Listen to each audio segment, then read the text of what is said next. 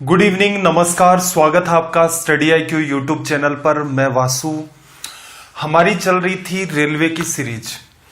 Railway series का आज हमारा ये डे 34 है। हमने एक टारगेट लिया था कि रेलवे का जो कंप्लीट सिलेबस है उसे हम लोग 90 डेज में कवर कर देंगे। आज का चैप्टर जो हमारा वो स्टार्ट होने वाला है रेशियो एंड प्रोपोर्शन, अनुपात और समानुपात। क्लास स्टार्ट करने से पहले ये अपना टेलीग्राम का चैनल है वासु स्टडी IQ नाम से, इसे आप ज्वाइन करें। यहां पर डेली बेसिस पर एक तो आपको क्लास के लिंक मिलते हैं, प्लस में आपको PDF मिलती है। जैसे अपना जो सेशन था कल ही ज्योमेट्री कंप्लीट हुआ था, तो वहां तक की कंपाइल करके एक साथ मैंने PDF अपलोड कर दिया। तो किसी बच्चे को अगर PDF नहीं मिल रही है तो वो भी टेलीग्राम के चैनल को ज्वाइन करें। प्लस यहां पर मैं आपको एग्जाम रिलेटेड जो इंपॉर्टेंट इंफॉर्मेशन है वो भी प्रोवाइड करवाता हूं। इसके अलावा नीचे वाला पार्ट आपको दिख रहा है Vasu study IQ doubt group. यहां पर आप अपने एग्जाम रिलेटेड डाउट्स पूछ सकते हैं। चैप्टर स्टार्ट करना हमें रेशियो या फिर अनुपात। इसका सीधा सा मतलब होता है आपका कंपैरिजन करना, तुलना। जो बेसिक बातें हैं वो सीधे सीधे हम लोग गो थ्रू हो जाते हैं। कंपैरिजन करते टाइम ध्यान क्या रखना होता है भाई, सेम ही टाइप की चीजों का कंपैरिजन किया जाता है। जैसे 10 किलोमीटर का कंपैरिजन अगर मैं कहूं 5 लीटर से, कर सकते हैं? बिल्कुल नहीं कर सकते। रीजन क्या है, यहां पर ये चीजें एकदम सेम होनी चाहिए तभी कंपैरिजन हो पाता है। नीचे एग्जांपल लिया है 2 दिन का 10 दिन के साथ कंपैरिजन, बिल्कुल हो सकता है। 4 घंटे का 3 दिन के साथ भी हो सकता है। रीजन क्या है, दोनों ही चीजें आपकी टाइम है। लेकिन 5 दिन का 10 किलोमीटर के साथ कंपैरिजन नहीं हो सकता है, तो इस बात का विशेष ध्यान रखना। अब यहां जब भी कंपैरिजन होगा, जैसे 5 घंटे का आप कंपैरिजन करोगे 15 घंटे के साथ, तो जो और वाला पार्ट आपका वो कट जाएगा और रिजल्ट क्या आएगा, 1:3। इस वजह से कॉमन पार्ट जितने भी होते हैं वो सारे के सारे कैंसिल आउट हो जाते हैं, उसमें आपकी यूनिट भी कैंसिल आउट हो जाती है। इस वजह से ये जो रेशियो होता है इसकी कोई भी यूनिट नहीं होती, इकाई नहीं होती। इकाई नहीं होती है इसका मतलब इसे हम कहीं भी काम में ले सकते हैं। टाइम में काम में ले सकते हो, एरिया, वॉल्यूम, डिस्टेंस, लेंथ, जितनी भी चीजें आपकी, वहां पर आप रेशियो को काम में ले सकते हैं। रीजन इसकी कोई यूनिट आपकी नहीं होती। इस पार्ट पर बेस्ड भी सवाल आते हैं एग्जाम में, तो उन चीजों को मैं थोड़ा सा आपके हिंट में डाल देता हूं। सवाल कैसे आते हैं भाई, सवाल ऐसे आते हैं कि आपको कह देगा कि 10 डेसीमीटर का, आपको 10 ले लेते हैं, या 100 डेसीमीटर का आपको बताना है 15 डेकामीटर के साथ क्या रेशियो होगा। अब ये डेकामीटर भी हम लोग डिस्कस कर चुके हैं ऑलरेडी, डेसीमीटर भी हम लोग ऑलरेडी डिस्कस कर चुके हैं। जब रेशियो में कंपैरिजन करोगे तो ये दोनों यूनिट आपकी सेम होनी चाहिए। बेटर क्या रहता है कि बड़ी यूनिट को छोटी में कन्वर्ट कर दो। जैसे 1 किलोमीटर होता, मीटर में बदल लेते तो थोड़ा सा मामला आसान हो जाता। ऐसे ही आपको पता होना चाहिए कि 1 डेकामीटर का मतलब होता है 10 मीटर। क्लियर? और अगर मैं कहूं 1 मीटर में कितने डेसीमीटर, तो आप कहेंगे 1 मीटर में 10 डेसीमीटर। ये हालांकि पुरानी की पुरानी बातें हैं, हम लोग इन्हें ऑलरेडी डिस्कस कर चुके हैं। तो यहां पर असल में आपको क्या करना था, 15 डेकामीटर है तो इसको मैं लिख सकता हूं 1 डेकामीटर की वैल्यू 10 मीटर। लेकिन इधर फिर डेसीमीटर मेंटेन है तो इसको भी हटाएंगे। 1 मीटर के बराबर आप क्या लिख सकते हो भाई, 10 डेसीमीटर लिखा। अब क्या होगा, डेसीमीटर से डेसीमीटर आपका कट जाएगा। आपको असल में रेशियो लेना है 100 का इन संख्याओं के साथ, ये सब कट गए। रिजल्ट क्या आ गया भाई, 1:15। ये हमारा रिजल्ट हो गया।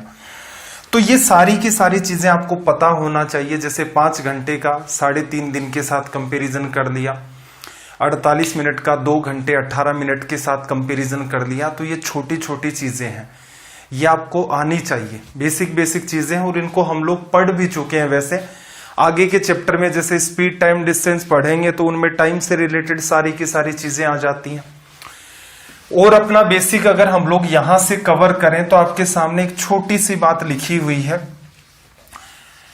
इस बात में आपको यह कहा गया है कि सभी अनुपात, जितने भी रेशियोज होते हैं, उनको एक ही संख्या से आप गुणा कर दें या भाग दे दें तो अनुपात या रेशियो पर कोई फर्क नहीं पड़ता। इस चीज का हम लोग काफी ज्यादा यूज करते हैं, तो पहले इसको समझ लो ऐसा क्या है। जैसे 2:3 लिखा हुआ है, अगर आप इसे 10 से गुणा कर दे, दोनों को गुणा करना पड़ेगा, तो ये क्या आ जाएगा भाई 20:30। अगेन आप इसे सिंप्लीफाई करेंगे तो ये बात फिर से वही की वही बन गई। तो यहां कोई फर्क नहीं पड़ता 20:30 ले लें या 2:3 ले लें। कई बार हमें इन चीजों की नीड होगी, तो बस आप इतना ध्यान रखना कि रेशियो जो है इनको किसी भी एक संख्या से मल्टीप्लाई कर दो, कोई फर्क नहीं पड़ेगा। आप चाहते तो यहां पर डिवीजन भी कर सकते थे, जैसे 2 का भाग दे देता मैं, तो ये क्या आ जाता 1:3/2। ठीक है भाई। अगेन इसको सिंप्लीफाई करते तो क्या करते, 2 से गुणा करते तो ये फिर से 2:3 बन जाता। ये 2 बन गया, ये 2 से 2 कट गया। तो इसका मतलब इन सब चीजों की, स्पेशली मल्टीप्लाई की हमें नीड होती है रेशियो को सिंप्लीफाई करने में। तो आप इस बात का विशेष ध्यान रखेंगे कि आपके पास जो रेशियो दे रखे हैं उनको आप किसी पर्टिकुलर नंबर से मल्टीप्लाई कर दें, इससे कोई फर्क नहीं पड़ता है, वो बात एज इट इज मेंटेन रहती है। इससे अगला पार्ट अपना है जहां से हम लोग आज अपना चैप्टर स्टार्ट करने वाले हैं, प्रोपोर्शन या फिर समानुपात। इसके अंदर हमें पढ़ना क्या है भाई, हमें पढ़ना है फर्स्ट प्रोपोर्शन, प्रथमानुपाती, मिड प्रोपोर्शनल, मध्यानुपाती, थर्ड प्रोपोर्शनल, तृतीयानुपाती, फोर्थ प्रोपोर्शन, चतुर्थानुपाती। ये 4 बातें हमें यहां पर डिस्कस करनी है। एक बार के लिए मैं गहराई से इन चीजों को आपको समझा देता हूं। प्रोपोर्शन पर बेस जितने भी आपके सवाल होते हैं, या तो आप उनको फॉर्मूले से डील कर सकते हो या फिर किसी कॉन्सेप्ट से। ठीक है भाई। अब ये जो कॉन्सेप्ट है ये ज्यादा बेटर रहेगा। रीजन क्या, फॉर्मूले में फिर भी चांस रहता है कि हम चीजों को भूल जाएं। दोनों ही चीजें मैं आपको बता दूंगा कि फॉर्मूला कैसे बनाया जाता है और आप इन सवालों को कॉन्सेप्ट से कैसे डील कर सकते हैं। कॉन्सेप्ट सीखने से पहले सबसे जरूरी बात यह आएगी कि भाई ये कॉन्सेप्ट आया क्या, कहां से। तो ये जो अपना कॉन्सेप्ट है ये निकल के आता है ज्योमेट्रिक प्रोग्रेशन, गुणोत्तर श्रेणी से। गुणोत्तर श्रेणी क्या होती है इसको थोड़ा सा समझते हैं। देखना जरा, जैसे मैंने लिखा 5, फिर मैंने लिखा 10, 20, 40, 80, तो ये क्या है आपकी ज्योमेट्रिक प्रोग्रेशन। क्या हुआ भाई, यहां से यहां गए, आपने 2 का गुणा किया, फिर आप यहां से यहां गए, फिर 2 का मल्टीप्लाई, 20 से 2 का गुणा करके 40 में गए, 40 को 2 से गुणा करके 80 में चले गए। ठीक है भाई। तो ये आपकी ज्योमेट्रिक प्रोग्रेशन होती है। एक पर्टिकुलर आपका मल्टीपल होता है, इसकी वैल्यू कुछ भी हो सकती है। इसे कहा जाता है वैसे तो आर, इसे आर कहा जाता है। आर की वैल्यू कुछ भी हो सकती है, 3, 5, 7, 2.5, 2.5, 8.7, कुछ भी हो सकता है। ये प्रोपोर्शन का कॉन्सेप्ट एक्चुअल में यहीं से आपका लिया गया है। एक एक करके मैं सारी की सारी चीजों को यहां पर आपके सामने एक्सप्लेन कर देता हूं। देखना जरा। सबसे पहले तो आपका फर्स्ट प्रोपोर्शन, प्रथम अनुपाती जो आपका है वो कहां से डिजाइन किया। तो ये जो सीरीज मैंने ली है यहीं से मैं आपको बातें देता हूं। इसमें क्या कहता है, सवाल में आपको क्या कहता है कि 10 और 20 का आपको क्या फाइंड करना है भाई, आपको फाइंड करना है फर्स्ट प्रोपोर्शन। ठीक है। असल में था क्या, आपको 2 नंबर इसने दे दिए। ठीक है। और इनमें आपसे इसने क्या पूछ लिया, फर्स्ट प्रोपोर्शन बताओ, प्रथम अनुपाती बताओ। जैसा इसका नाम है उसी से ये बात क्लियर हो रही है कि पहले नंबर पर कुछ था, फर्स्ट प्लेस पर कुछ था, उसको गायब किया गया। अब जैसे ही आप इस बात पर दिमाग लगाते हो तो आपको पता चलता है कि फर्स्ट था, फिर आपका 10 था और 20 था। अब इसने इन तीनों में से क्या कर दिया, पहले को गायब कर दिया, 2 आपके सामने दे दिए और आपसे सवाल पूछ लिया कि 10 और 20 का क्या बताओ फर्स्ट प्रोपोर्शन। असल में ये जितनी भी चीजें होती है ये किसका पार्ट होती है, आपका जीपी का, ज्योमेट्रिक प्रोग्रेशन का। First proportion, second proportion, third proportion. Fourth proportion जो होगा वो असल में देखा जाएगा 2 जीपी का कंपैरिजन होता है। तो यहां से हमने क्या बात समझी कि असल में 3 पद थे आपके ज्योमेट्रिक प्रोग्रेशन के, ये 3 थे, ठीक है। उसने किया क्या, 10 और 20 आपको दे दिया और क्या पूछ लिया, फर्स्ट प्रोपोर्शन बताओ, ठीक है भाई। यहां पर वो चाहता तो ये बात भी पूछ लेता, जैसे आपको क्या दे देता, 5 और 10 दे देता और आपसे क्या कह देता भाई थर्ड प्रोपोर्शन बताओ। ऐसा भी तो हो सकता था ना, आपको क्या दे सकता था, 5 और 20 दे देता और आपसे क्या पूछ लेता, मिड प्रोपोर्शन बताओ। आपको क्या दे देता, 5 और 20 का मिड प्रोपोर्शन। इसे सेकंड प्रोपोर्शन नहीं कहा जाता, बीच की टर्म है, तो ये मिड प्रोपोर्शन। मैं आपको ये समझाना चाह रहा हूं कि असल में जो आप फॉर्मूला ध्यान रखते हैं वो फॉर्मूला आता कहां से है।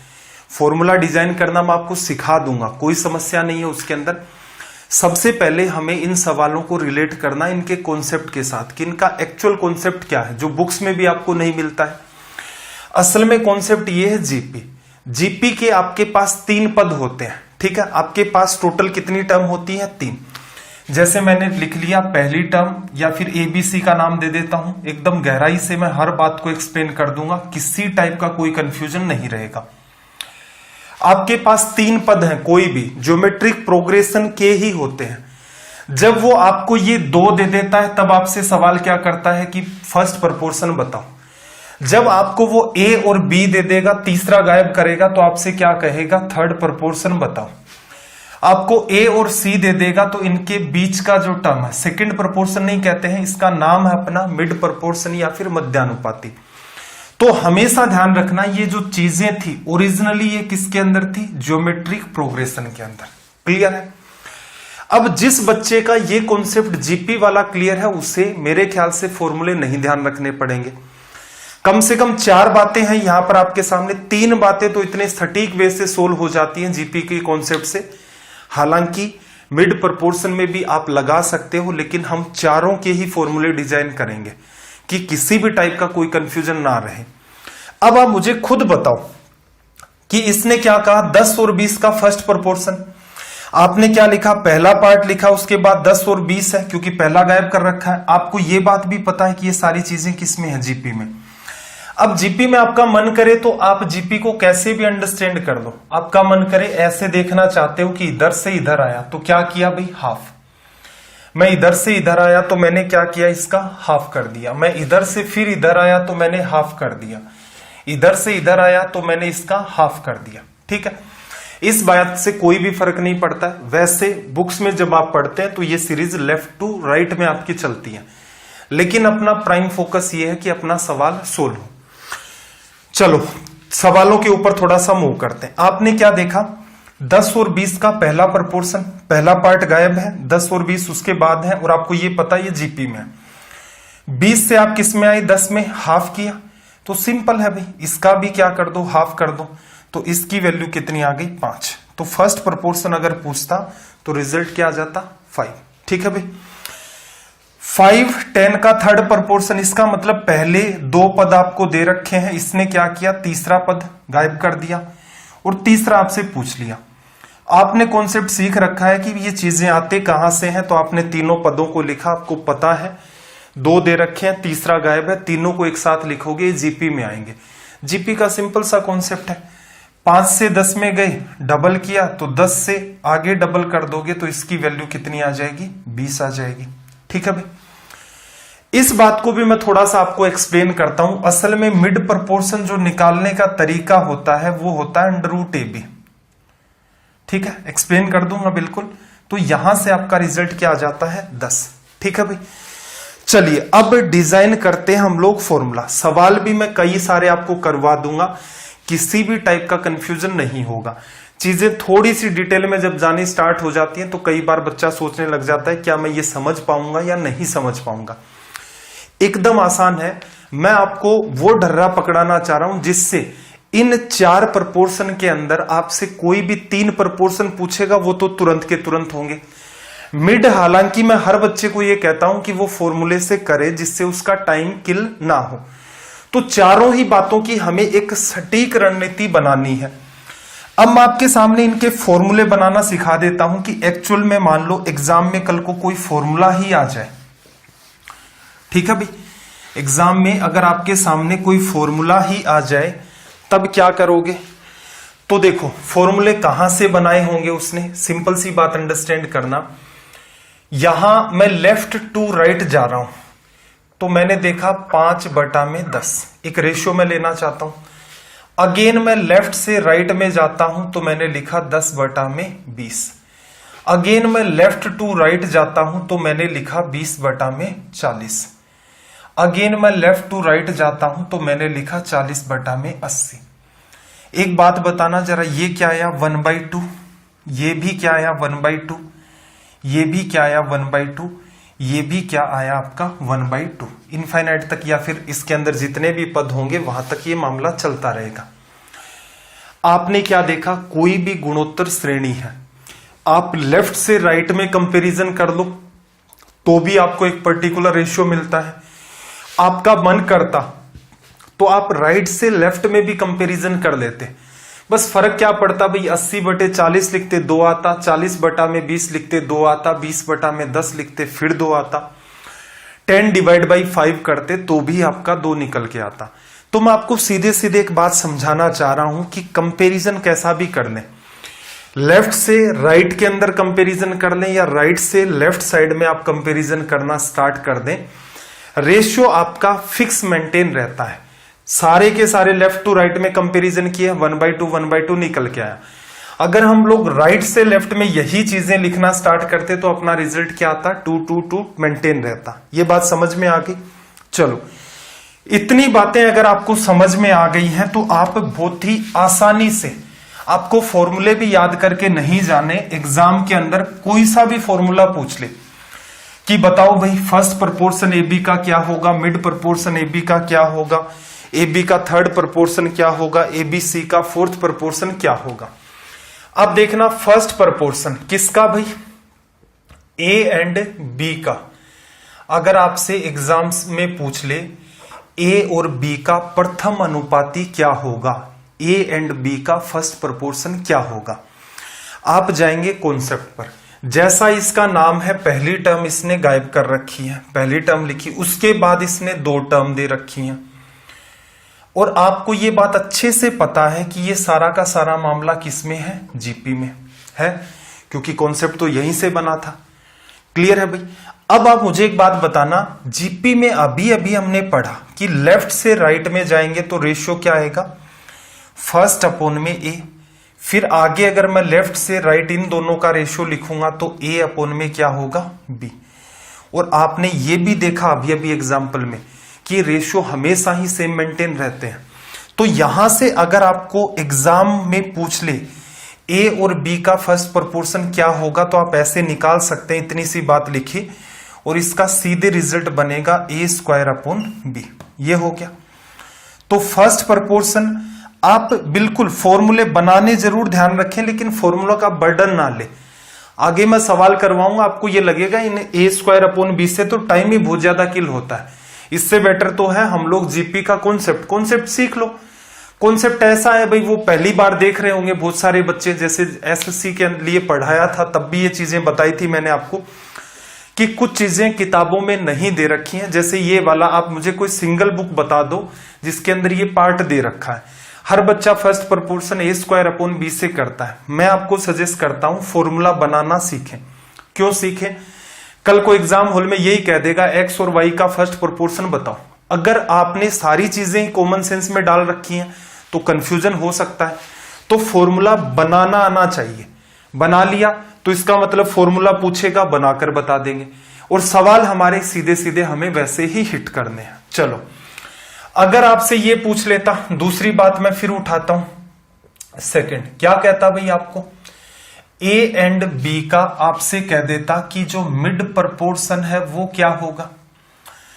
तो जैसा इसका नाम है वैसे के वैसे आपने क्या देखा, पहले ए था, मिड वाला पार्ट गायब है तो मिड वाले को मैंने क्या लिख दिया, एम, और बाद वाला पार्ट क्या है, बी। जैसा इसका नाम है, मध्यानुपाती, इसका मतलब बीच की टर्म गायब की गई है, वही आपसे पूछी जा रही है। मिड का मतलब क्या हुआ, ए और बी 2 टर्म्स है, बीच वाली गायब कर दी, वही आपसे पूछ रहा है। आपने इसको बीच में फंसाया, एज इट इज लिखा, और आपको ये अच्छे से पता है कि ये चीजें किसमें है, जीपी में। जीपी में अभी अभी हमने एग्जाम्पल में क्या समझा था कि भाई लेफ्ट टू राइट जाएंगे तो रेशियो सेम मेंटेन होगा। तो जो रेशियो A अपॉन M का है वही रेशियो किसका होगा भाई, फिर से लेफ्ट टू राइट में, किसका, M अपॉन में B का। अब बात को अंडरस्टैंड करना, ये इधर गया M स्क्वायर बराबर AB, M की वैल्यू चाहिए थी, अंडर रूट कर दोगे तो M की वैल्यू क्या होगी, अंडर रूट A इंटू में B लिखा जा सकता है। ये ज्योमेट्रिक प्रोग्रेशन का मीन भी होता है। इस फॉर्मूले को तो आप याद रखें। रीजन क्या है, इसको कई बार क्या पकड़ने में थोड़ी सी समस्या हो जाती है। हालांकि मैंने एग्जाम में कोई ढंग का सवाल नहीं देखा है मिड प्रोपोर्शन पर भी आज तक, लेकिन फिर भी आप मीन वैल्यू या मिड प्रोपोर्शन की value under root a b ध्यान रखेंगे, इससे आपकी स्पीड मेंटेन हो जाएगी। इसे ध्यान रखने की नीड नहीं है, ये ध्यान रख के करोगे तो कई बार टाइम और ज्यादा किल होगा। चलो थर्ड प्रोपोर्शन की बात कर लेते हैं। अगर आपसे पूछे वो थर्ड प्रोपोर्शन, जैसे फॉर्मूला किसका बनाना, हमें आपसे कह दे ए और बी का, क्या भाई, थर्ड प्रोपोर्शन। जैसा इसका नाम है वैसे के वैसे लिखोगे, ए है और बी है। थर्ड नंबर पर जो आ रहा था वो गायब कर दिया, उसी की वैल्यू पूछ रहा है। आपने तीनों को सीक्वेंस में एडजस्ट किया। अब आपको पता है कि ये जो सारा का सारा मामला कहां से उठाया गया है, जीपी से। जीपी में आपने एक एग्जाम्पल से बात भी समझ ली है कि जो रेशियो ए अपॉन बी का है लेफ्ट टू राइट में, वही रेशियो आपका किसका होगा, बी अपॉन में थर्ड का। ठीक है भाई, थर्ड वाला पार्ट आपका इधर आ गया, इक्वल में क्या हो गया, ये बी स्क्वायर और अपॉन में ए। तो ये फॉर्मूला किसका बन गया आपका भाई, थर्ड प्रोपोर्शन का लिखा जा सकता है। तो first proportion, mid proportion, third proportion. Mid वाला फॉर्मूला ध्यान रख लेना, बनाने आपको सारे के सारे सीखने हैं कि किस हिसाब से बनते हैं। अप्रोच आपकी क्या रहेगी, जीपी। जीपी से अगर आप करेंगे, जैसे फर्स्ट प्रोपोर्शन थर्ड प्रोपोर्शन का सवाल अगर आप फॉर्मूले से करते हैं तो आपका ज्यादा टाइम किल होगा। आगे एग्जाम्पल में भी आप चेक कर लेना।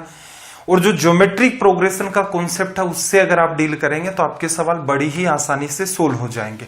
चलो अब मैं आपको रिलेट करवा देता हूं भाई यहां से अपना फोर्थ प्रोपोर्शन। फोर्थ प्रोपोर्शन असल में होगा क्या, फोर्थ प्रोपोर्शन आपसे क्या कहेगा, ए बी एंड सी का, क्योंकि तीन तो देने पड़ेंगे।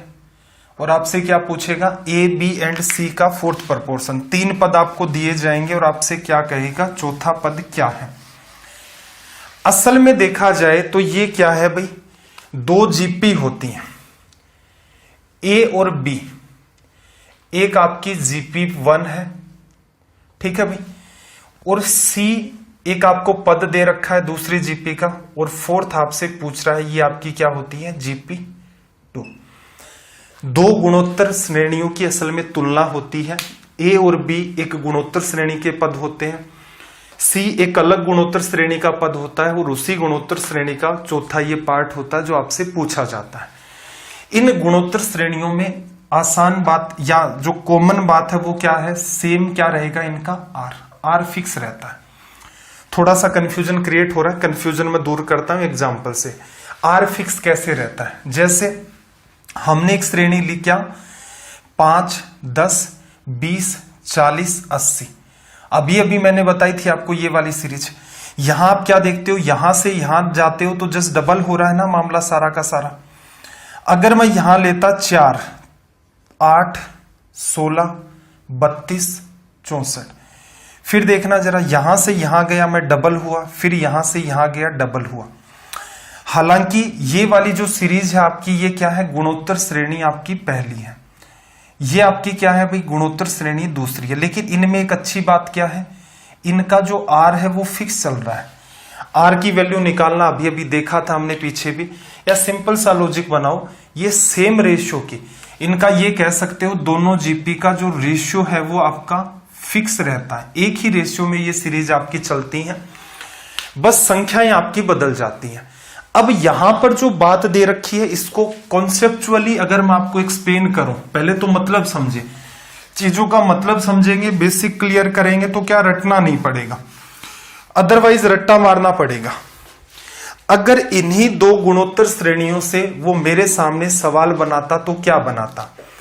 वो मेरे सामने सवाल ये बना सकता था कि 5, 10 व 4 का फोर्थ प्रपोर्शन क्या होगा। अगर यहीं से वो मेरे सामने सवाल बनाता तो क्या बनाता? 5, 10, 4 का फोर्थ प्रपोर्शन क्या होगा। तो देखना जरा, 5 और 10 आपका क्या है? एक गुणोत्तर श्रेणी है, ठीक है भाई। दूसरी गुणोत्तर श्रेणी में क्या है? 4, और दूसरी गुणोत्तर श्रेणी का आपसे क्या पूछ रहा है? फोर्थ प्रपोर्शन, ठीक है। आपको यह पता है कि ये पहले वाली आपकी GP1 है और ये वाली GP2 है, और इन दोनों जीपीओ में क्या फिक्स है भाई? आर की वैल्यू फिक्स है, या यूं कह लो ये एक ही रेशियो की गुणोत्तर श्रेणियां हैं। पहली गुणोत्तर श्रेणी के दोनों पद आपको दे दिए, दूसरी गुणोत्तर श्रेणी का एक पद दे दिया, आपसे कहा दूसरा पद क्या होगा। तो दिमाग ही नहीं लगाना था, क्या करना था भाई? देखना जरा, 5, 10, 4 और इसका फोर्थ प्रपोर्शन पूछ रहा है कि क्या होगा। लिखा, पहली गुणोत्तर श्रेणी में जैसे ये 5 से 10 हुआ है, वैसे ही दूसरी गुणोत्तर श्रेणी में ये 4 से क्या होगा? 8। गौर करना जरा, 5 से 10 हुआ, इसमें 4 से 8 हुआ। तो एक्चुअल में देखा जाए तो फॉर्मूले की यहां पर इंपॉर्टेंस खत्म हो जाती है, ठीक है। आपको नीड ही नहीं पड़ती। अगर आप इनको एक अच्छे तरीके से समझ लेते हैं कि ये क्या चीजें हैं, तो आपको फॉर्मूला एकदम नकली लगेगा कि ये बड़ी ही वाहियात सी बात है, इसकी यहां पर आपको नीड ही नहीं है, सिवाय मिड प्रोपोर्शन के। अब अगर मान लो एग्जाम में आपसे पूछ ले कि ABC का फोर्थ प्रोपोर्शन क्या होगा, तो आपको पता है कि भाई यहां पर देखना, ये आपकी GP1 है, पहली गुणोत्तर श्रेणी है, और ये आपकी क्या है? GP2 है। अगर मैं वैल्यू निकालना चाहूं रेशियो की फॉर्म में, तो इसका रेशियो क्या होगा? A/B की फॉर्म में चल रही है, तो वही रेशियो इसका रहेगा, क्या होगा? C/4। लिखा, 4 मेरा इधर चला गया, तो मेरा रिजल्ट क्या आ गया? B इंटू में C डिवाइड बाई A। ये लो बना दिया फॉर्मूला। तो मेरे ख्याल से आप इन बातों से तनाव मुक्त हो चुके हैं कि ये जो फॉर्मूले हैं ये कैसे डिजाइन किए जाते हैं, ठीक है। कोई बच्चा मान लो पहली बार देख रहा है, फिर भी प्रयास करना कि इस चीज को 1 या 2 बार और देख लो, ठीक है, जब तक ये बात आपके समझ नहीं आती है। कुछ बच्चों को कंफ्यूजन फिर भी लग रहा होगा, हल्का फुल्का कंफ्यूजन है कि एग्जाम में सवाल आएंगे तो कैसे डील करेंगे। तो मैं एक एक करके आपको अब इनके जो सवाल हैं उनसे भी गो थ्रू करवा देता हूं। सवाल नंबर 601, क्योंकि अब तक अपने जितने सेशन हुए हैं वहां पर हम लोगों ने 600 सवाल डिस्कस कर लिए हैं। तो क्वेश्चन नंबर 601,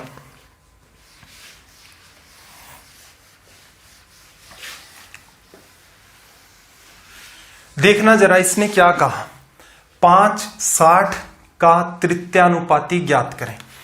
अब समझदारी किसमें आपको पता है, सॉरी 15 है ना, 15, 60 का क्या पूछा भाई? Third proportion. इसका मतलब तीसरे नंबर पर जो संख्या है वो गायब है। आपको ये बात बड़ी ही आसानी से पता है, आपने सीख लिया है कि असल में ये चीजें कहां से उठ के आई हैं? गुणोत्तर श्रेणी से। क्या करोगे? गुणोत्तर श्रेणी में आपको पता है पहले पद का जो रिलेशन दूसरे से होता है वही दूसरे का तीसरे से, या फिर सीधे सीधे देखो 15 से 60 में गए, 4 गुणा किया, तो यहां भी 60 को क्या करो? 4 गुणा कर दो, तो क्या हो जाएगा? 240। स्क्रीन पर सवाल को देखना, क्या वर्बली नहीं कर सकते थे? 15 गुणा 60, 15 गुणा 4 60, 60 गुणा 4 240 लिखा जा सकता है। तो ये सवाल मेरे हिसाब से आप स्क्रीन पर देखते और ये माइंड में सोल्व हो जाता। अब जो बच्चे फॉर्मूले से करना चाहते हैं वो खुद के दिल पर हाथ रख के देखना, क्या सच में फॉर्मूले से ये सवाल फास्ट हो सकता है? फॉर्मूले में 2 चीजें आपकी, A² का पैटर्न होता है और B² का पैटर्न होता है। तो पहली बात तो ये आपको पता हो कि यहां B² का पैटर्न लगेगा। अगर गलती से A² का पैटर्न लगा दिया और ऑप्शन भी दे रखा है तो गड़बड़ हो सकती है। B² करोगे तो 60 गुणा 60 3600 में 15 का डिवीजन करना है। कैलकुलेटिव है वो, आपको ये बात एग्री करनी पड़ेगी, फॉर्मूले से कैलकुलेटिव होता है। यहां साफ दिख रहा है 15 गुणा 4 60, 60 गुणा 4 240, तो वर्बली हो गया। ऐसे ही देखना जो सवाल नंबर अपना 602 है, सवाल नंबर अपना 602 है। 18 और 90 का तृतीयानुपाती, 18 एंड 90 का थर्ड प्रोपोर्शन पूछ रहा है। क्या करते भाई, 18 गुणा में 5 90 और 90 गुणा में 5 क्या होगा 450। तो आप सीधे सीधे ये सवाल वर्बली हिट कर सकते हैं। कब? जब आपने प्रोपोर्शन का कॉन्सेप्ट सीख रखा है, आपको ये पता है कि ये सारी की सारी चीजें आती कहां से हैं।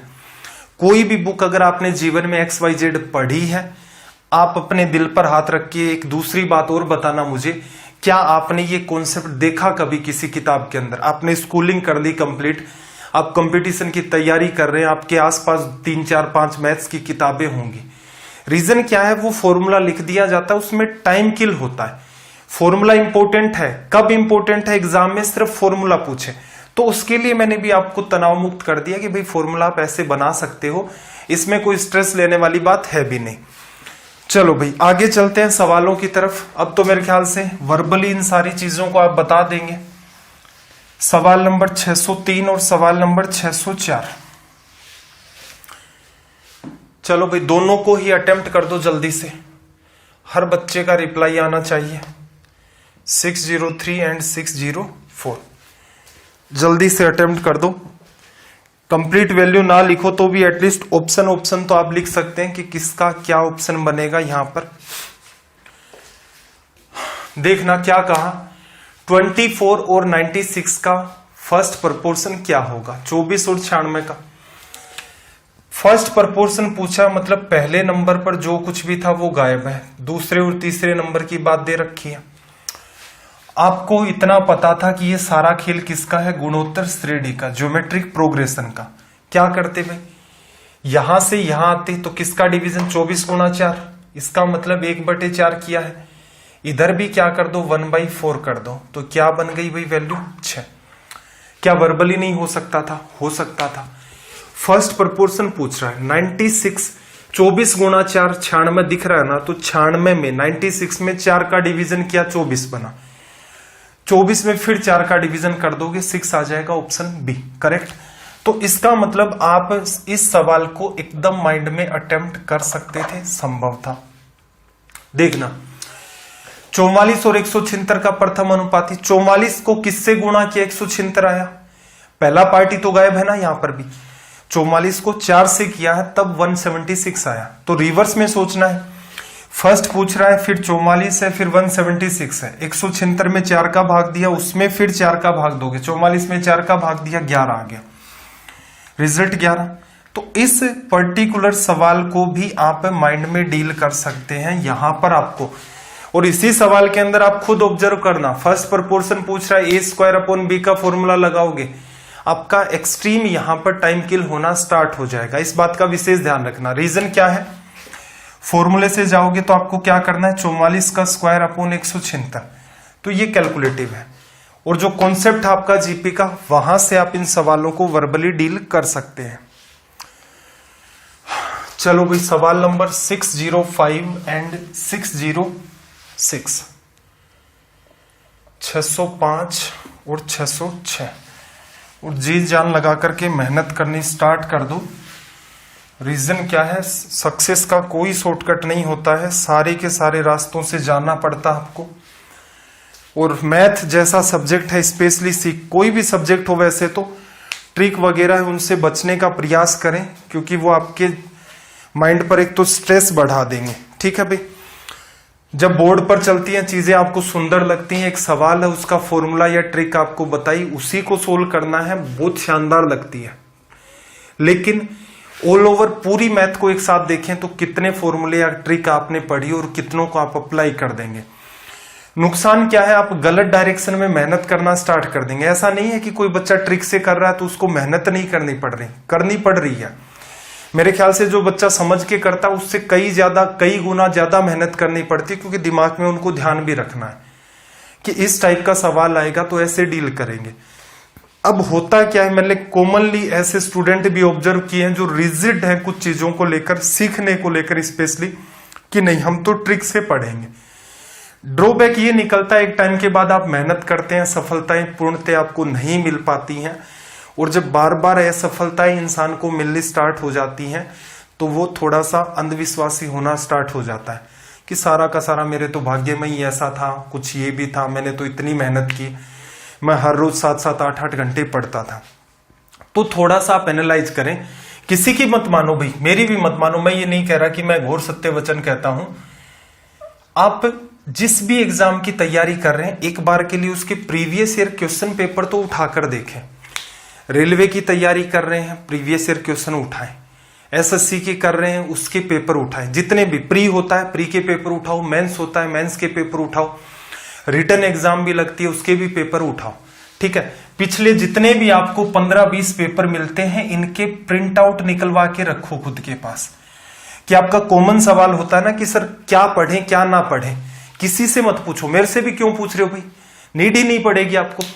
आप प्रीवियस ईयर क्वेश्चन पेपर इनके उठाओ, इनका टाइम ऑब्जर्व करो, खुद लगा के देखो इनको। अगर आपको ये लगता है कि आप घर बैठ करके एक दिए गए पर्टिकुलर टाइम में इनको लगाते हो और आपके मार्क्स कट ऑफ से ऊपर चले जाते हैं, तो आपका सिलेक्शन होगा। आसपास भी पहुंच जाते हो घर पे सोल्व करके भी कट ऑफ के, मतलब टाइम वही रखना आपको, तो इसका मतलब आपका सिलेक्शन होगा। रीजन क्या है, अभी एग्जाम में थोड़ा बहुत टाइम और होगा, उसमें भी मेहनत करेंगे। क्लियर है? तो ये आपकी अप्रोच होनी चाहिए। प्रीवियस ईयर क्वेश्चन पेपर से पूछें कि एग्जाम में कैसा पेपर आता है, उसी डायरेक्शन में मेहनत करें। अगर वहां पर आपकी ट्रिक काम आती है, क्योंकि देखो इनसे बचने का एक ही तरीका होता है। मैं मैथ्स पढ़ाता हूं तो मेरी समय समय पर इतनी जिम्मेदारी है शिक्षक होने के नाते कि एक आपको रास्ता तो सही दिखाऊं। हालांकि इन चीजों से जैसे ही मैं कुछ कड़वी बात बोलनी स्टार्ट करता हूं, जैसे मैंने पिछली क्लास में बोली थी, तो वहां क्या होता है कि बच्चे डिसलाइक चिपकाना स्टार्ट कर देते हैं, आलतू फालतू कमेंट भी करना स्टार्ट कर देते हैं। ठीक है, तो मैं एक सीधी सटीक बात कर रहा हूं कि जितने भी बच्चे देख रहे होंगे वो चलो देख ही रहे हैं, तो इसका मतलब उनका मेरे प्रति कुछ फेथ है। प्रीवियस ईयर क्वेश्चन पेपर आप उठाएं, इनसे पूछें कि एग्जाम में कैसा पेपर आता है। अगर ये पेपर आपका ट्रिक के बेसिस पर सोल्व हो रहा है, कोई पर्टिकुलर पेपर नहीं, सारे लगा के देख लो, क्या समस्या, 15-20 पेपर। आपने मैथ्स पढ़ ली, आपको अच्छी अच्छी सुंदर सुंदर ट्रिक्स आती हैं। अगर आपका पेपर उस दिए गए टाइम में सोल्व हो रहा है और आप कट ऑफ के आसपास पहुंच रहे हैं, आपकी ट्रिक सबसे बेस्ट है आपके लिए। अगर आपका पेपर सोल्व नहीं हो रहा है तो ये असफलता है, ये काम आप घर पे करके देख सकते हो। ऐसा नहीं हो कि आपके एग्जाम हो, उसमें आप असफल हो गए, फिर कहना स्टार्ट कर दो कि यार मेरे में ही कुछ कमियां थी। फिर साल भर 2 साल बाद कोई एग्जाम फिर आपने दी, फिर आपने वही ढर्रा पकड़ा, खूब मेहनत की आपने, फिर से वैसे ही चुनौतियां आपके सामने आकर खड़ी हो गई, फिर गड़बड़ हुई। तो मैंने आपको स्टार्टिंग में भी कहा था, बार बार इंसान को असफलताएं मिलनी स्टार्ट हो जाती है मेहनत करने के बावजूद भी, तो एक चांस बनता है कि वो अंधविश्वासी हो जाए, वो सारा लक पर छोड़ देगा, मेरी तो किस्मत ही खराब थी। नहीं, मैं ये आपको तरीका बता रहा हूं, ये तरीका प्रीफर कर लें। कोई बच्चा आईएएस की तैयारी कर रहा है, वो भी इस चीज को प्रीफर करें। भाई जिस एग्जाम की आप तैयारी कर रहे हैं उसके पेपर आप देखना नहीं चाहते, आप मेरे जैसे टीचर के ऊपर भरोसा कर रहे हो कि गुरुजी ये बता दो, ऐसा बता दो कि पेपर, अगर ऐसा ही होता तो यार मैं क्यों मेहनत करवाता, मुझे ही वो पेपर पता होता तो मैं सीधे सीधे रख देता, ये लो भाई सीजीएल मेंस के 100 सवाल इस बार आएंगे, हर बच्चा सारे के सारे कंप्लीट कर देगा। तो ये एक सिलेक्शन लेने की एक अप्रोच है, देश के अंदर यही सिस्टम है, इसी हिसाब से सिलेक्ट किया जाता है। आपको अपना बेहतर चुनना है और क्या अवेयरनेस रखनी है, हमेशा अपने पास रखें इन सारी चीजों को। अगर आप एक सिंसियर एस्पिरेंट हैं और आपको अपनी मेहनत के रिजल्ट चाहिए, तब आपको ये सवाल बार बार खुद से पूछना पड़ेगा कि सही डायरेक्शन में जा रहा हूं या नहीं। 4 और 16 का मध्यानुपाती, इसके लिए मैंने कहा था अंडर रूट ए भी ध्यान रख लेना। तो 4 गुणा 16, 64 का अंडर रूट करोगे 8 आ गया। 12 और 48 का मध्यानुपाती पकड़ पा रहे हो, तो वैसे देखा जाए तो अंडर रूट क्या होगा, 12 गुणा में 48 क्या आएगा भाई, इसको रीड करो, 12 गुणा 4, 12 2 बार है, 12 बाहर आ जाएगा, 4 है आपका तो अंडर रूट होके 2, 24। या फिर दी गई वैल्यू में दिमाग लगाते हैं, तो या तो देखो 12 और 48 का मध्यानुपाती है, इसका मतलब 12 और 48 के बीच की वैल्यू होगी, 4 और 16 गायब हो गया, 24 और 32 बचा है। 12 गुणा 2 24 होता है और 24 गुणा 2 48 होता है। ये बात जीपी बना रही है, इसका मतलब ऑप्शन बी आपका करेक्ट है। तो ये छोटे छोटे आप ध्यान भी रख सकते हैं, इससे भी आपका काम अच्छे तरीके से दौड़ जाएगा। सवाल नंबर 607, क्वेश्चन नंबर 607 एंड इसी पैटर्न का है आपका 608। जल्दी से आप मुझे इसका रिजल्ट बता दो भाई, बहुत ज्यादा टाइम नहीं लगेगा, 5-5 10-10 सेकंड लगेंगे, तुरंत इनको निपटा सकते हो मेरे ख्याल से। आ भी गया होगा रिजल्ट, देखना क्या कहा। 12, 36, 18 का चतुर्थ अनुपाती मैंने आपको अच्छे से समझाया है कि 12 और 36 एक जीपी है, 18 और एक पद यहां गायब है। चतुर्थ में यही तो होता ना, फोर्थ वाला। तो जिस पैटर्न की ये जीपी होती है उसी पैटर्न की ये जीपी होती है। तो 12 को 36 बनाया, 3 गुणा किया, 18 को 3 से मल्टीप्लाई कर दो, क्या रिजल्ट आ जाएगा भाई? 54। ठीक है, ये सवाल वर्बली हो सकता था, वो कोई चक्कर में नहीं पड़ना है किसके अपोन में क्या लिखोगे, सीधे सीधे 12 गुणा 3 36 है। इसी पैटर्न की दूसरी जीपी बनेगी तो 18 गुणा 3 54 हो गया। अगले सवाल में देखना, 45 9 55। 45 से 9 में गए, 5 का भाग दिया, तो 55 में भी 5 का भाग दोगे तो रिजल्ट क्या आ जाएगा आपका? 11। ठीक है भाई, तो मेरे ख्याल से आपको बात समझ आ गई होगी कि ये क्या आपका माजरा है। अब यहां पर हम लोग कुछ बातें देख लेते हैं।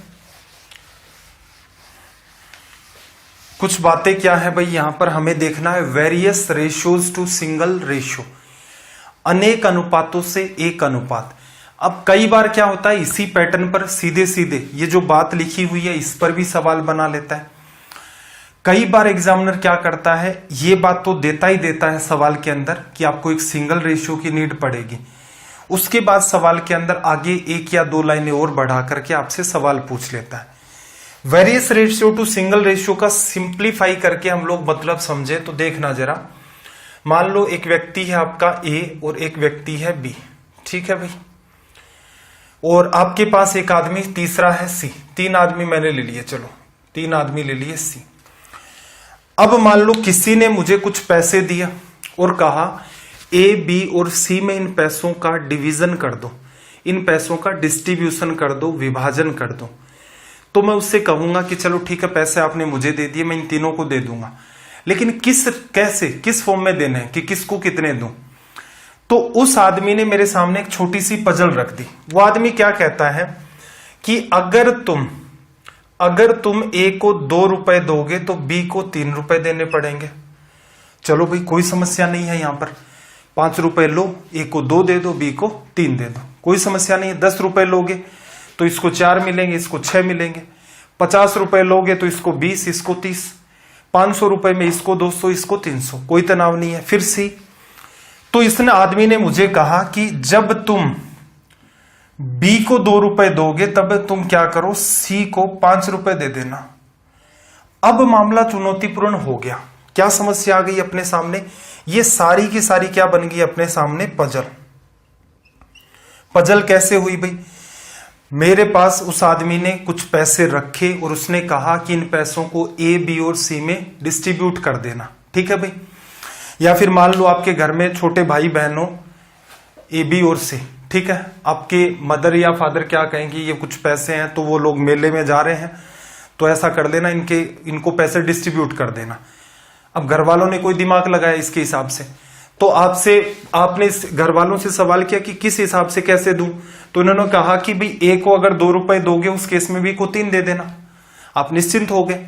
फिर घर वालों ने कहा कि जब बी को 2 रुपए देते हो तो सी को 5 रुपए दे देना। अब आपके दिमाग में तनाव आ गया कि यार कितने पैसे उठाऊं, कि इसको 2 देता हूं, इसको 3 पकड़ा दिए, लेकिन इसको 2 दोगे इसको 5, ये तो अजीब हो गया। तो इसका मतलब ये क्या है, वेरियस रेशियोज है।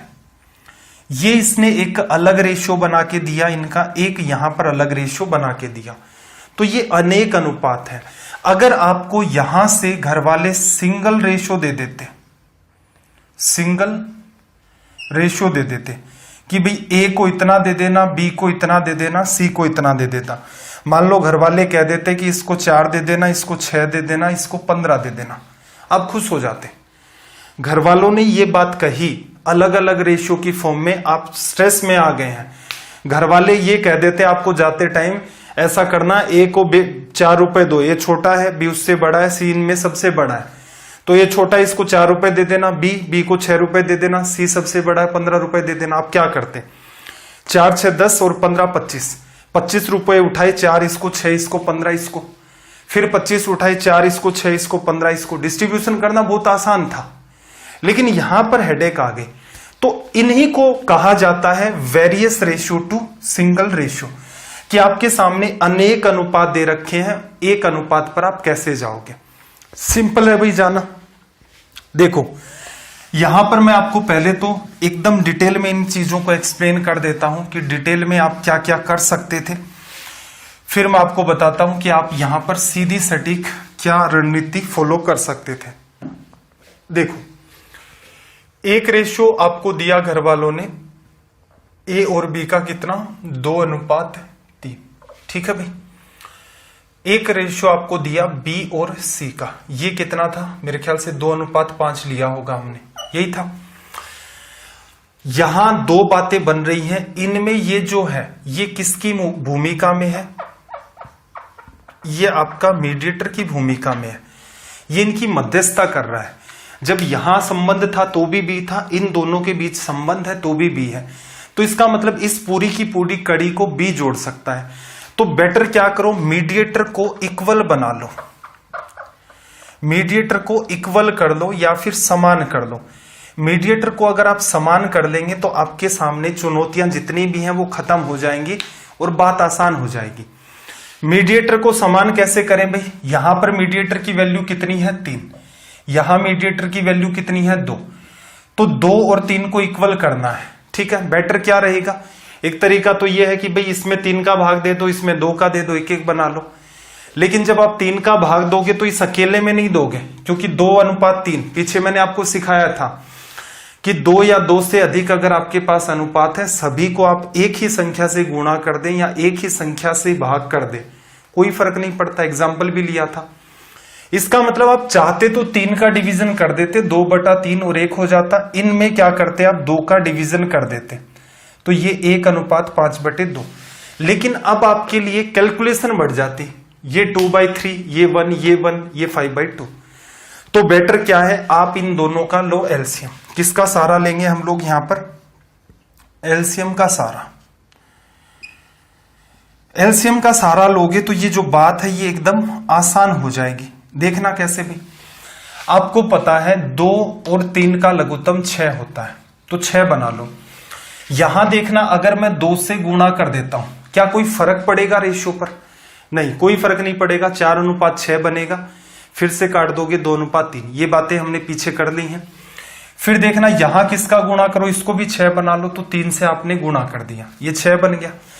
अब अगर आप नई बात देखते हैं तो देखना जरा, ये क्या बना, 4। ए को आपने 4 रुपए दिए, बी को 6। फिर देखना इसको 3 × 2 6 और 5 × 3 15। अब यहां देखना इक्वल हो गया, बात इजी हो गई ना, कि जब आप ए को 4 रुपए देंगे तो बी को 6 रुपए देंगे, और जब आप बी को 6 रुपए दे रहे होंगे तो उस केस में सी को आप 15 रुपए दे देंगे। तो यही तो मैंने भी वहां पर रिजल्ट लिखा था कि अगर घर वाले ऐसी बात आपके सामने करके चले जाते तो आपके लिए पैसों का डिस्ट्रीब्यूशन करना आसान हो जाता। ठीक है, पीछे मैंने लिखा था, मैंने सीधे लिखा था। तो मैंने ये जो बात डायरेक्ट क्यों लिखी थी भाई, ये किस वजह से, ये मैंने लिखी थी एग्जाम अप्रोच से। ठीक है, अब मेरा भी प्रयास ये है कि मैं आपको एग्जाम अप्रोच तक लेके जाऊं, लेकिन साथ में हर एक डाउट आपका क्लियर करते हुए चलूं, क्योंकि बहुत सारे बच्चे ऐसे भी हैं भाई उनको नहीं पता। तो मेरा बिल्कुल उद्देश्य नहीं रहता है कि ये देखना ये वाली बात आप सीधे सीधे रट लो, नहीं, एक एक बात को अंडरस्टैंड कर लेते हैं, फर्क कुछ भी नहीं पड़ता है, 5 मिनट एक्स्ट्रा लग जाते हैं, बस इतना ही फर्क पड़ता है। एक एक रीजन आपको समझ में आ गया, मीडिएटर को इक्वल क्यों किया, मीडिएटर को इक्वल करने से बात को कहना आसान होता है। अब यहां से कुछ तरीके निकल के आएंगे, ठीक है भाई, यहां से कुछ आपके तरीके निकल के आते हैं इनको सोल्व करने के। एक तरीका तो आपका ये है, क्या भाई, A/B/C। A/B कितना दे रखा था, 2/3। B/C कितना दे रखा था, 2/5 दे रखा था। आप भी क्या करो, इनको इसी वे में सेट कर लो। ठीक है भाई, ध्यान क्या रखना है, ए फिर मीडिएटर, मीडिएटर उसके बाद सी, मीडिएटर को बीच में फंसाना है वरना ये मामला गड़बड़ हो जाएगा। ठीक है भाई, अब मुझे आप एक बात बताना, ए की वैल्यू कितनी निकल के आई थी 4, किसका किससे गुणा किया था, 2 का इस 2 से। तो आप ऐसा भी तो कर सकते हो, यही 2 तो इधर जा चुका है, एक तरीके से मान सकते हैं। तो मैं क्या करूं, यहां से इस 2 को शिफ्ट कर देता हूं इधर। सी की वैल्यू कितनी आई थी भाई, 5 को 3 से गुणा किया था, 5 तो दिख रहा है, 3 कहां है, तो क्या करो इसको इधर शिफ्ट कर दो, कर दिया। अब आप नीचे से ऊपर तक गुणा कर दो। एक्चुअल में बात आपको इतनी दे रखी थी, आपने क्या किया, शिफ्ट किया। एक सवाल को एज इट इज देखो, उसी बात को मैंने इस वे में लिखा है, हालांकि इससे बेहतर भी हम लोग मेथड सीखेंगे, लेकिन फिर भी समझना। 2 गुणा 2 4, 3 गुणा में 2 6 और 5 गुणा में 3 15 निकल के आ गया। मान लो आपके सामने A अनुपात B अनुपात C कुछ ऐसे होता कि A अनुपात B आपका 3 अनुपात 5 है, B अनुपात C आपका होता मान लो 7 अनुपात 4। ये वैल्यू मान लो आपको दे देता और आपसे पूछता A अनुपात B अनुपात C क्या होगा। तो आप हमेशा ध्यान रखना, जो जो मीडिएटर चल रहा होता है, A से B में गए, B से C में गए, C से D में गए, मीडिएटर को एक सीक्वेंस में लिखना पड़ता है इस पैटर्न में। ठीक है भाई, अगली बात, कोई भी नंबर आप देखोगे, जैसे ये है, इसके नीचे एक जगह खाली है, तो यहां पर नंबर भरा जाएगा या तो लेफ्ट से या फिर राइट से। अगर कोई स्थिति ऐसी दिखे कि मान लो D भी होता और यहां आपने जगह देख रखी कि यहां 5 होता और इसके जस्ट इधर 7 होता, कि आप नंबर लेफ्ट से भी 5 रख सकते हो, राइट से 7 रख सकते हो। अगर ऐसा कोई सिनेरियो सेट होता है, इसका मतलब आपने मीडिएटर को बीच में फंसा करके नहीं रखा, इस वजह से आपका गलत आ रहा है। ठीक है भाई, क्या करना है, एक जगह C के नीचे खाली है, लेफ्ट से इसको शिफ्ट कर दिया, A के नीचे खाली है, राइट से इसको शिफ्ट कर दिया, ऊपर से नीचे कर दो भाई गुणा, 21 35 और आपका 20, ये आपका हो गया रिजल्ट। ठीक है भाई, अब हमें यहां पर कुछ बेहतर मेथड की बात करनी है। ठीक है, बेहतर मेथड क्या होगा, इससे भी शानदार। एग्जाम के अंदर मैं प्रीफर यही करता हूं कि बच्चे जो अभी बात हम लोग सीखेंगे उसे आप प्रीफर करें, वो मेथड आपके लिए अच्छा रहेगा। क्या भाई, अपना सेकंड मेथड, और आप इसे एग्जाम अप्रोच के हिसाब से लिख सकते हैं। देखना, A/B। ठीक है भाई, अब क्या करो, मीडिएटर लिखो अगले केस में B/C। फ्लो सेम इसी पैटर्न का रखना पड़ेगा आपको। अब देखना यहां पर क्या लिखा आपने, 2 अनुपात 3 आपको दे रखा था, B अनुपात C कितना दे रखा था, 2 अनुपात 5। ठीक है भाई, A की वैल्यू क्या आई भाई, A की वैल्यू आई 2 गुणा में 2 4, याद है। B की वैल्यू क्या आई, 3 को 2 से आपने गुणा किया। C की वैल्यू क्या आई, 5 को आपने 3 से गुणा किया। अगर आप गौर से देखें तो देखना, पहले को पहले से गुणा किया, पहले नंबर पर मेरे पास A है, वैल्यू कितनी आ गई 4। मीडिएटर को मीडिएटर से आप गुणा कर देते हैं तो आपका रिजल्ट बनता है B, जो वैल्यू कितनी है आपकी 6। आखिरी पार्ट को आखिरी पार्ट से आप गुणा करते हैं, आखिर में क्या आपका C, और वैल्यू 5 गुणा 3 कितनी बन गई 15। ठीक है भाई, ये सबसे इंपॉर्टेंट अप्रोच आपकी एग्जाम में मैं चाहूंगा कि पिछला जो मेथड है वो थोड़ा सा आउटडेटेड आप मान सकते हो। रीजन क्या, उसमें आपका टाइम बहुत ज्यादा किल होता है, सीख जरूर लें उसको, प्रीफर ये करें। इससे भी बेहतर एक मेथड और होता है, हालांकि मैं प्रयास करूंगा कि उस चीज को समझा ले जाऊं। ठीक है भाई, अब एक दो छोटा छोटा एग्जाम्पल और उठाते हैं, उसके बाद फिर डिस्कस करते हैं कि और क्या सुधार हो सकते थे। कम से कम ये बात तो दिमाग में सेट हो जाए।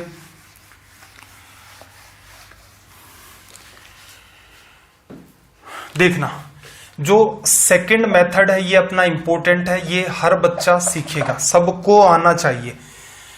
देखो, मान लो आपको दे दिया A अनुपात B कितना 5 अनुपात 4, और आपको दे दिया B अनुपात C 3 अनुपात 7, और आपसे पूछ ले कि A/, में B/, में C क्या होगा। अभी क्या सिखाया, मीडिएटर इस फ्लो में आपका सेट है तो मामला आसान है। पहले को पहले से गुणा किया, 5 गुणा 3 15, A की वैल्यू। मीडिएटर को मीडिएटर से गुणा किया, 4 गुणा 3 12, और आखिरी पार्ट को आखिरी से गुणा किया, 7 गुणा 4 28। ये क्या बन गया आपका रिजल्ट। ठीक है भाई, किसी भी टाइप का पैटर्न आता, मान लो ए रेशियो में भी आपको दे देता 2:5, बी रेशियो सी आपको दे देता मान लो 3:9। अब क्या करते, पहले का पहले के साथ मल्टीप्लाई, ए की वैल्यू 6, मीडिएटर का मीडिएटर से गुणा 15, आखिरी पार्ट को आखिरी से गुणा करोगे 9 5 45। ठीक है भाई, 3 कॉमन आ रहा है, काट सकते हो, तो 2:5:15 बन जाता। ये बात समझ में आ गई। एक तीसरा मेथड और होता है, ये प्रीफर मैं करता हूं, जैसे जनरली एसएससी और बैंक में थोड़ा सा मैथ्स का स्तर एक तो ठीक होता है और ऊपर से क्या टाइम की बहुत ज्यादा मारामारी होती है। ठीक है, तो वो बच्चे अगर सीखना चाहें तो एक बात एक्स्ट्रा सीख सकते हैं। देखो अपना काम इससे धूमधाम से हो जाएगा, कोई कंफ्यूजन नहीं है, प्रैक्टिस करवा दूंगा। और सवालों की नीड है, और सवाल आपको जो डाउट ग्रुप है अपना या चैनल है टेलीग्राम का, वहां पर सेंड कर दूंगा। तीसरा मेथड सीखना चाहते हो तो थोड़ा सा बात को अंडरस्टैंड करना। आपने ए की वैल्यू निकाली, बी की वैल्यू निकाली, सी की वैल्यू निकाली।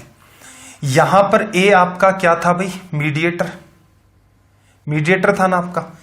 जब आपने ए की वैल्यू निकाली तो आपने क्या किया असल में, यहां देखो ए था 5, इसको आपने 3 से गुणा किया, 15 आया। इसका मतलब आपने क्या किया, ए की वैल्यू निकालने के लिए ए को गुणा किससे किया है, मीडिएटर से। बी तो है यहां पर मीडिएटर, लेकिन मीडिएटर कौन से पार्ट का, दूसरे पार्ट का, अदर पार्ट। ठीक है, फिर आपने बी कैसे निकला भाई, मीडिएटर 4 गुणा 3 12, तो एक मीडिएटर को दूसरे मीडिएटर से गुणा किया तो। ठीक है, सी कैसे निकाला, सी 7 था, इसको 4 से गुणा किया, 7 3:7, 4 क्या है, दूसरे पार्ट का मीडिएटर। तो इसका मतलब सी को अगर आप मीडिएटर दूसरे वाले पार्ट में बचा हुआ उससे गुणा करें तो आपका रिजल्ट आता है। अब देखो यहां से कई बच्चे विचलित हो सकते हैं इस बात से। ठीक है भाई, कई बच्चे विचलित हो सकते हैं इस बात से, तो मेरा उनसे विशेष आग्रह ये रहेगा, इस बात को आप ध्यान से देखना। ठीक है, रेशियो मैंने एक जगह और भी पढ़ा रखा है, पीछे जब अपनी एसएससी की सीरीज चल रही थी वहां भी मैंने पढ़ा रखा है, उस वाले वीडियो में जाकर के भी आप देख सकते हैं। क्योंकि यहां अपने पास टाइम की थोड़ी सी मारामारी आ गई है, इसलिए चैप्टर भी हमें सारे कवर करने हैं, अपनी एग्जाम के लेवल को भी मेंटेन करते हुए चलना है कि कहीं ऐसा ना हो हाई फाई के चक्कर में हम लोग अपना जो पैटर्न चलता है रेलवे का उससे भटक जाए। ठीक है, मेरा प्रयास ये रहेगा कि मैं चीजें आपको डिलीवर करने की कोशिश करूं। बहुत से बच्चे हो सकता है इस बात को पकड़ लें, कुछ बच्चे हो सकता है इस बात को ना पकड़े। रीजन, ये जो बात यहां लिखी हुई है ये आपको किसी किताब में नहीं मिलेगी। ठीक है भाई, अब किताब में जो चीजें मिलती हैं जनरली आप सेल्फ प्रैक्टिस करके पहले से तैयार भी रहते हैं, तो ये हमने नई बात लिखी।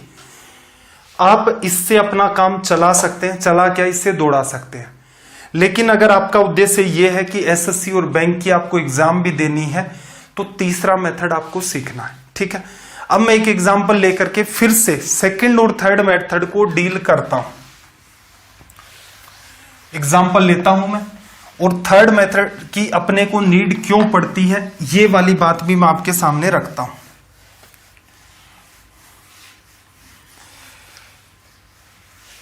एग्जाम्पल के लिए क्या करें, सवाल उठा लेते हैं तो बेहतर रहेगा।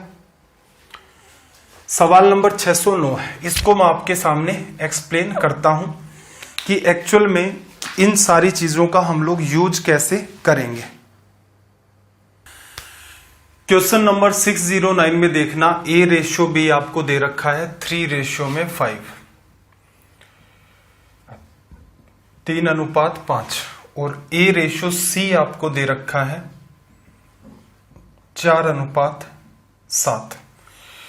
देखो अगर आप इसे उस दूसरे सेकंड मेथड से, पहले वाले को तो कंप्लीट अवॉइड कर दो, अगर आप इस सवाल को सेकंड मेथड से करना चाहते हैं तो मीडिएटर को एडजस्ट करना पड़ेगा। क्या करोगे, मीडिएटर दोनों में ए है, तो मीडिएटर कहां फंसता है भाई, यहां पर और यहां पर, 3 लोगों में, इसी फ्लो में। तो ये क्या लिखते, बी पहले लिखते, फिर बाद में ए, और ए रेशियो में सी। ए रेशियो सी में तो कोई समस्या नहीं है, 4:7। इसको इंटरचेंज किया 5:3। तो आपको ये बात लिखनी पड़ेगी, लिखोगे तभी जाकर के समाधान आएगा। ठीक है भाई, अब गुणा कर दो। अब देखना थोड़ा सा, पहले को पहले से गुणा किया, 5 × 4 20। तो सबसे पहले क्या है, बी की वैल्यू आएगी। फिर मीडिएटर कौन है भाई आपका, ए की वैल्यू 4 × 3 12। फिर आपका आखिर में कौन है, सी, 7 × 3 21। ये आपका बना। अब मेथड 3 है, प्रयास करना इस चीज को समझ ले जाओ, क्योंकि ये आपका टाइम जो है वो बड़ा ही एक्सट्रीम लेवल पर बचाना स्टार्ट कर देता है। क्या करना था भाई, देखना, आपको निकालना है A:B:C। ठीक है भाई, A:B:C, दोनों में A क्या है, मीडिएटर। मीडिएटर को मीडिएटर से गुणा करते हो तो रिजल्ट मीडिएटर का, A को A से करते हो, 4 × 3 12। A की वैल्यू आ गई, B की चाहिए, B कहां है, यहां पर 5। इस 5 को दूसरे वाले मीडिएटर से, इसके साथ एक मीडिएटर है तो दूसरा वाला मीडिएटर ये है, तो 5 × 4 20। C की वैल्यू देखना 7। इसको क्या करोगे, पहले वाले मीडिएटर से, ये था मीडिएटर वैसे तो, लेकिन ये तो इसके साथ है, तो इसका मतलब यहां जो पहला बचा हुआ है 21। तो असल में देखा जाए ये सबसे फास्ट मेथड होता है, सबसे फास्ट। ठीक है भाई, एक बार प्रैक्टिस कर लो, इतने में आपका काम चल जाएगा। तो यहां से देखो ऑप्शन सी करेक्ट हो गया, A:B:C। पहला मेथड काफी टाइम कंज्यूम करता है, सेकंड मेथड लिखना पड़ता है आपको, यहां पर सीधे रिजल्ट नहीं आता और लास्ट में एडजस्ट भी करना पड़ता है। थर्ड सबसे बेहतरीन और सबसे शानदार मेथड है। अब चलो इस पर बेस्ड मैं आपको कुछ और सवाल करवा देता हूं। सवाल नंबर 610। ठीक है भाई, शायद आपको लाइट कुछ कम लग रही होगी यहां पर। रीजन क्या हुआ था, एक लाइट फ्यूज हो गई, तो इस वजह से हो सकता है कुछ आपको कम लाइट महसूस हो रही हो कि अचानक से ये क्लास के अंदर क्या हो गया। ठीक है, देखना 610 के अंदर क्या है, A:C B:C, A:B:C। देखो यहां पर मीडिएटर कौन है, C। इंपॉर्टेंट बात, मैं आपको ये सवाल थर्ड मेथड से सोल्व करवा रहा हूं जो सबसे इंपॉर्टेंट है। रीजन क्या है, इससे आप जो बात पूछी जाती है वो लिख सकते हो। सबसे पहला समाधान A:C दे रखा है, B:C दे रखा है, C मीडिएटर की वैल्यू पहले केस में 5, दूसरे में 3, 5 को 3 से गुणा किया 15 आ गया। वैसे देखा जाए तो ऑप्शन बी आपका करेक्ट हो चुका है। रीजन क्या है, 15 1 के अंदर ही है। ठीक है, ऐसी भी संभावना बनती है कई बार कि ये कट करके मान लो 5 आ जाए, तीनों में ही 3 का डिवीजन लग जाए, लेकिन ऐसा कोई ऑप्शन ही नहीं है जो 15 का मल्टीपल हो, 15 में डिवीजन करके बन रहा है। तो करेक्ट हो गया आपका। चलो सोल्व कर देते हैं पूरा। अब देखना A की वैल्यू चाहिए, A की वैल्यू 4 गुणा किससे, मीडिएटर से। कौन सा, एक तो C इसके साथ है, उससे नहीं, दूसरे वाले केस में मीडिएटर मिला C, तो 4 का 3 से गुणा कर दिया 12। B देखना जरा, B की वैल्यू सेकंड केस में 4 है, इसको पहले मीडिएटर C से 5 × 4 क्या आ गया 20। तो ये देखो आपकी स्पीड को इतना ड्रास्टिक चेंज कर देगा ये मेथड। प्रैक्टिस कर लेना, खुद लिख करके कर लोगे, एग्जाम मतलब कोई बुक होगी उससे भी कर लोगे। इन्हीं सवालों को एक बार फिर से आप ट्राई कर लेंगे, इतने में आपका काम धूमधाम से चल जाएगा। 611 B:A C:A। आपको चाहिए क्या भाई, A:B:C। देखना मीडिएटर कौन, B दे रखा था, C A मीडिएटर है। पहले में A की वैल्यू 8, दूसरे में A की वैल्यू 3, तो 8 × 3 24। एक समाधान। B की वैल्यू कितनी है भाई 3, इसको दूसरे वाले मीडिएटर A से गुणा करोगे तो 3 × 3, B की वैल्यू 9। C की वैल्यू की बात अगर हम लोग करें यहां पर, तो C की वैल्यू देखना, C की वैल्यू कितनी है 5, पहला मीडिएटर कितना है 8, 8 × 5 आपका कितना हो गया 40। तो ऑप्शन आपका देखना जरा कौन सा करेक्ट है, ये ऑप्शन आपका करेक्ट है। ये आपका हो गया रिजल्ट। ठीक है भाई, कोशिश करना, पकड़ ले जाओ इस बात को, 2 बार 3 बार 4 बार जितनी बार भी देख लेना, क्योंकि 2 जगह पर मैंने इसको एकदम डिटेल में एक्सप्लेन कर ही दिया है। 612 A:B C:B, ABC चाहिए। चलो मैं सीधे सीधे हिट मारता हूं। मीडिएटर मेरा B है, B को B से गुणा करूंगा, 3 का 5 से गुणा करोगे 15 आ गया। ठीक है भाई 15। वैसे देखा जाए तो आपका ऑप्शन ए भी करेक्ट हो सकता है, आपका ऑप्शन बी भी करेक्ट हो सकता है, क्योंकि ऐसी भी तो संभावना बनती है कि तीनों संख्या 3 से कट जाए तो 5 आ जाए। बाकी के ऑप्शन आपके हट गए सी और डी, लेकिन हमें तो पूरा सॉल्यूशन निकालना है। अब देखना मीडिएटर बी है, पहले केस में ए की वैल्यू 4, दूसरे केस का मीडिएटर 5, 4 गुणा में 5 आपका कितना आ जाएगा यहां पर 20 लिखा जाएगा। ये वैल्यू किसकी, ए की वैल्यू 4 थी, दूसरे केस में आपका मीडिएटर 5 था, 5 गुणा 4 आपका 20 हो गया। सी की वैल्यू आपको निकालनी है, तो सी का देखना जरा यहां पर, सी की वैल्यू निकालोगे, सी की वैल्यू क्या है, दूसरे केस में 11 और पहले केस का मीडिएटर 3, तो 11 गुणा 3 33। ठीक है भाई, कोई भी ऑप्शन अपना करेक्ट नहीं हो रहा है तो इसका मतलब हमने क्या गड़बड़ की है, ऑप्शन में ही कोई ना कोई समस्या है। ये 33 आ गया, ये 15 आ गया। ए की वैल्यू चाहिए थी, एक बार मैं क्रॉस चेक कर लेता हूं, 4 को दूसरे वाले मीडिएटर 5 से गुणा करना था 20। ठीक है भाई, ऑप्शन चेक कर देना, रिजल्ट अपना यही होगा। चलो भाई सवाल नंबर 613। ठीक है भाई, चीजें आसान है इसलिए मेरे ख्याल से स्पीड को हम लोग मेंटेन कर सकते हैं। देखो P, Q और R, आपको क्या चाहिए, P अनुपात Q अनुपात R। सबसे पहले ये ढूंढो मीडिएटर कौन है, पहले में PQ है, अगले में RP है। P मीडिएटर है, P की वैल्यू पहले में 9, दूसरे केस में P की वैल्यू 3, 9 गुणा 3 27, तो P की वैल्यू आ गई 27। ठीक है भाई, 27 में कोई संख्या का डिवीजन करके आप बना सकते हो, तो आप साफ कहोगे कि सर बी ऑप्शन बनाया जा सकता है, तो आंसर तो यहीं आ गया आपका, कोई समस्या नहीं है कि बी है। बाकी किसी में संभावना नहीं बची कि जिसमें P या तो 27 होगा या 27 के अंदर किसी संख्या का डिवीजन दोगे, क्योंकि कई बार कट भी तो जाती है आपकी संख्या। चलो Q निकालते हैं, पहले में Q की वैल्यू कितनी है भाई 5, दूसरे में P की वैल्यू कितनी है 3, तो 5 गुणा में 3 आपका कितना आ गया भाई 15 लिखा जा सकता है। अब देखना R की वैल्यू, R की वैल्यू दूसरे केस में 2 है, लेकिन मीडिएटर से गुणा करोगे, पहले वाला मीडिएटर 18, 3 से कट रहा है, 9 अनुपात 5 अनुपात 6। ये देखो ऑप्शन बी आपका करेक्ट हो गया। तो कुछ कुछ चीजें हैं, इनको इंप्लीमेंट करने का प्रयास करते रहो, चीजें आपकी आसान हो जाएंगी। 614 614 और 615। 614 देख लेते हैं। देखो विलोम अनुपात का क्या मतलब है, 2 अनुपात 3 का विलोम अनुपात क्या है, जस्ट इसको इंटरचेंज कर दो, बस इनवर्स ही तो करना है, इनवर्स रेशियो पूछ रहा है तो इनवर्स कर दो, अपोन में करके लिख दो। जैसे x है तो ये वाली जो बात है इसको क्या पढ़ते हो, x इनवर्स, तो इसका मतलब इसको जब आप सोल्व करते हो तो ये 1/x बनती है। तो x का अगर आप इनवर्स करते हो तो x इनवर्स इसी को पढ़ा जाता है, और इसी को क्या लिखते हो आप 1/x। तो संख्याओं को जस्ट इंटरचेंज करना है, लेकिन देखो आपने संख्याएं तो इंटरचेंज कर दी, 1/2 अनुपात 1/3 कर दिया, लेकिन ऑप्शन नहीं है ऐसा। तो आपको क्या सिखाए, इन दोनों को किसी भी एक संख्या से गुणा कर दो जिससे ये सिंप्लीफाई हो, 2 भी कट जाए 3 भी कट जाए। किससे गुणा कर दूं, 6 से। 6 से ये गुणा होगा, रिजल्ट 3 देगा, 6 से ये गुणा होगा, रिजल्ट 2 देगा। तो यहां से आपका ऑप्शन सी क्या हो गया भाई करेक्ट, इजी वे में किया जा सकता था। अगले ही सवाल में इसने पूछा 2:3:5 का इनवर्स रेशियो क्या होगा।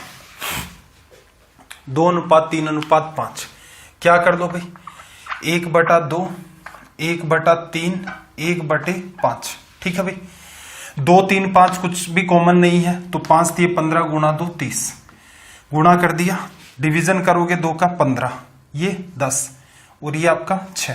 ठीक है, 15 10 6। कुछ कुछ जगह क्या करते हैं, कुछ बच्चे ऐसे भी इसको ध्यान रख लेते हैं, 2:3:5। पहले का इनवर्स क्या होगा, इन दोनों का मल्टीप्लाई, दूसरे का इनवर्स क्या होगा, बचे हुए 2 का मल्टीप्लाई, तीसरे का इनवर्स क्या होगा, इन दोनों का मल्टीप्लाई। अगर आप इस बात को लेकर कंफर्ट फील करते हैं, कोई समस्या नहीं है, वो मेथड प्रीफर कर ले। मैं ये सजेस्ट करूंगा क्योंकि इसमें आपको एक्स्ट्रा कोई भी दिमाग नहीं लगाना है, सीधे सीधे आपकी बात सोल्व हो जाती है, कहीं ऐसा कोई कंफ्यूजन क्रिएट नहीं होता है। चलो भाई, सवाल नंबर 616। 616 की लैंग्वेज को रीड करो। 616 की लैंग्वेज को रीड करो एक बार के लिए। थोड़ा सा आपका लंबा सवाल है। A/B 3:4, B/C 5:7, C/D 8:9। आपसे हमेशा जब कई सारे रेशियो हो जाते हैं तो एक चांस बनता है कि पहले का लास्ट के साथ अनुपात पूछ ले। देखो ये जब भी कभी बहुत सारे देता है, मतलब 3 से ज्यादा देता है, A/B, B/C, C/D लिखा जा सकता है। 3:4 ये आपको दे रखा है, 5:7 आपको दे रखा है, 8:9 दे रखा है। क्या सिखाया था? पहले को पहले से गुणा करोगे। देखना मीडिएटर सेट होते जा रहे हैं, A, B, C में दोनों मीडिएटर, इन दोनों का C इसी फ्लो में मीडिएटर। फर्स्ट पार्ट को गुणा करते हो हमेशा फर्स्ट निकल के आता है। 8 × 5 40 × 3 120। ठीक है, आखिरियों को गुणा करोगे आपस में, लास्ट निकल के आएगा 9 × 7 63, 63 गुणा में 4, 63 गुणा में 4 लिख देते हैं। 4 से ये आपका कट गया। बाकी देखो इजी क्या रहता, 1 मिनट देखो, फर्स्ट और लास्ट का रेशियो निकालना आसान होता है। कैसे? गुणा किया, 3 × 5 × 8, 3 × 5 गुणा में 8, अनुपात 4 × 7 × 9। ऐसे क्यों लिखा है आप भी यही रखना। रीजन क्या, रेशियो लेंगे तो काट देते हैं। 3 से काटा 3 बार, 4 से काटा 2 बार, 10 अनुपात कितना आ गया भाई 21। आप चाहते तो इधर भी काट सकते थे इसको कि ये लेफ्ट के अलग हैं, ये राइट वाले ये आपके अलग हैं। इस 4 को इससे काट देते 2 आ जाता, इसको इससे काट देते आपका 3 आ जाता, 10:21। ठीक है भाई, ये आपका फर्स्ट और लास्ट का रेशियो निकालना एकदम इजी टास्क होती है। अगले केस में इसने देखो 617 नंबर और एक्सप्लेन कर देता हूं, हालांकि मुझे उम्मीद कम है वैसे ऐसे सवालों की। और एक छोटा सा आज मैं आपको होमवर्क और दूंगा। इंपॉर्टेंट क्या बात है, पहले तो होमवर्क वाली मेरी स्टोरी सुन लो। देखो स्टोरी ये है कि जो एसएससी के लिए रेशियो चैप्टर कंप्लीट करवाया था, एसएससी के लिए जो रेशियो चैप्टर कंप्लीट करवाया था उसकी क्लास 1 और क्लास 2 आप लोग देखेंगे एक बार। ठीक है, हालांकि जितने कॉन्सेप्ट थे वो मैंने आपको करवा दिए, नंबर ऑफ क्वेश्चंस हैं वो आपको कुछ कम करवाए मैंने। ठीक है, पहली और दूसरी क्लास जो रेशियो की पहले मैं करवा चुका हूं, आपका एक होमवर्क रहेगा। रीजन क्या है, देखो भाई मैंने एक टारगेट लिया है कि 90 डेज के अंदर मुझे क्या क्या करवाना है। अब टाइम बाउंडेशन भी है, सिलेबस अपने को पूरा करवाना है। पहले जो बच्चे एसएससी से ही जुड़े हुए हूं, आप लोगों ने ऑब्जर्व किया होगा, जैसे एवरेज चैप्टर था, 10 या 11 लेक्चर थे, 190 के आसपास सवाल सिर्फ एवरेज चैप्टर में भी हमने डील किए थे।